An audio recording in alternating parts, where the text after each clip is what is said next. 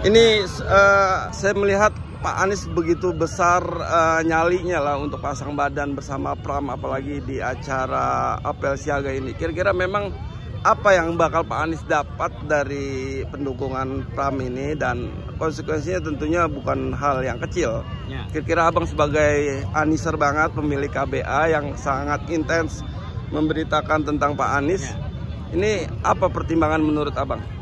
Kalau menurut saya ya, bahwa pada akhirnya pada Jumat kemarin Anies mengambil putusan untuk menerima kunjungan Pramono Anung dan Rano Karno itu disebabkan MK sudah mengambil keputusan.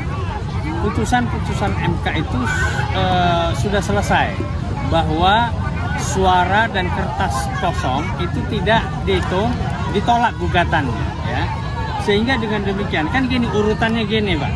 Yang pertama kita ingin semua ingin orang pendukungnya Anies, termasuk Anies, bahwa Anies ada di kotak suara, ya itu tak terjadi. Yang kedua, putusan MK mana tahu memungkinkan ya kotak kosong atau kertas kosong itu dihitung, maka ada kemungkinan diulang pendaftaran lagi dan Anies bisa masuk. Opsi itu udah habis, sehingga tidak ada lagi opsi-opsi yang harus ditunggu. Udah habis semuanya, tak ada yang ditunggu. Barulah Anies itu bersikap. Putusan MK pada hari Kamis, Anies mengambil putusan pada hari Jumat, yaitu menerima Pramono dan Rano Karno. Dan yang kemudian yang keempat, kita lihat di antara pilihan ini mana yang paling besar manfaatnya atau paling kecil mudaratnya, kira-kira gitu ya. Nah, kalau kita lihat pilihan kalau misalnya Ridwan Kamil, dalam pikiran saya ya, rasanya anak-anak Abah ini, pendukung Anies ini nggak akan mungkin mau mendukung Ridwan Kamil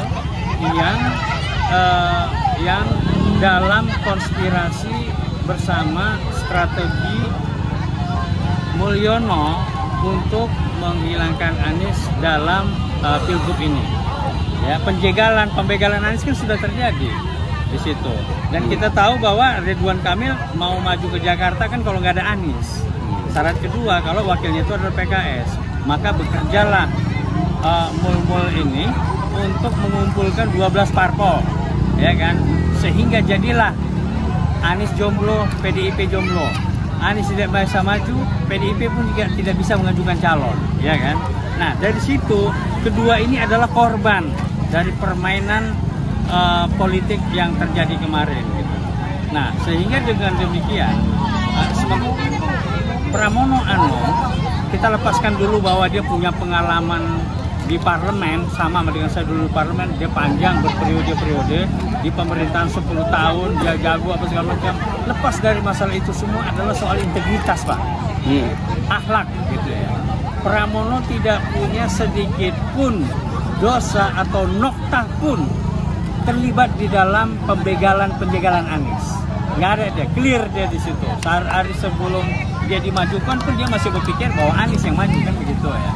Nah, kemudian kalau misalnya saya sebagai pendukung Anies, ya kan, nggak akan mungkin mau memilih orang yang menyempurnakan strategi Mulyono untuk menghilangkan Anies di dalam pilgub, gitu loh. Ya kan, nggak akan mungkin dong. Sehingga Anies kita lihat menjadi jomblo dan akhirnya dia tidak bisa maju. Kalau pada akhirnya kita tahu perkembangan kemudian PDIP menjadi maju karena terjadi putusan MK. Nah, terjadi putusan MK mau dibatalkan oleh kekuatan-kekuatan oligarkis politik ini tadi melalui paripurna.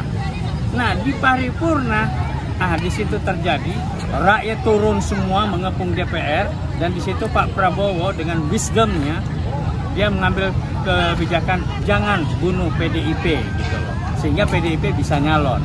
Jadi PDIP pun terselamatkan. Nah, sementara Anies tidak terselamatkan di situ. Nah, dengan demikian logikanya, Mas ya, nggak akan mungkin dong anak-anak Abah itu jadi milih Ridwan Kamil yang ingin Anies tidak maju di pilgub, gitu loh, ya kan. Nah, sementara Rano Karno sama siapa? Sama Pramono Anung, ya Mas Pram. Itu tidak ada senoktah pun itu keterlibatannya untuk membatalkan, menggagalkan, menjegal Anies. Itu aja logiknya. Jadi kalau misalnya Anies datang kemari, itu putusan MK sudah selesai. Dan nggak ada gunanya lagi untuk apa namanya, untuk tidak bersikap gitu ya.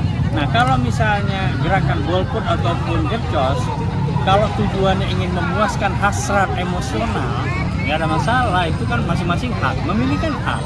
Tetapi kalau berpikirnya kita ingin menguatkan positioning Anies di dalam pilgub ini, ya berarti kita ikut dengan referensi politik Anies terhadap Pramono dan Rano gitu loh. Itu ada sederhananya di situ. Itu. Dan terakhir, ini yang paling penting menurut saya. Hanya Pramono dan Rano Karno secara verbal, vulgar dan tegas mengatakan melanjutkan program-program bagus dari Anies Baswedan. Sehingga dengan demikian, masalah soal keadilan, soal pemerataan, soal akses untuk ekonomi, untuk pelayanan dan sebagainya itu akan sama. Sehingga mereka yang dari Kampung Akuarium, Kampung Bayam, ya Tanah Merah dan sebagainya sekarang menjadi nyaman. Karena apa? Sudah tidak gelap lagi. Karena walaupun Anies tidak ada di gubernur nanti, masih ada Pramono dan Rano yang akan melaksanakan itu. Termasuk juga gerakan Maghrib Mengaji. Maghrib Mengaji yang ini sudah dilakukan oleh Anies Baswedan, ya kan? Akan diteruskan oleh Pramono dan Rano karena mereka mengatakan yang bagus-bagus kita lanjutkan. Kenapa menjadi tidak? Dan ingat, program Maghrib Mengaji itu sudah dilakukan oleh Anies dalam periode yang lalu. Jadi bukan sesuatu yang baru kalau ada kandidat tiba-tiba ngomong demikian. Gitu. Oke, siap. Terima kasih, Pak. Oke, sip. Menyala abangku.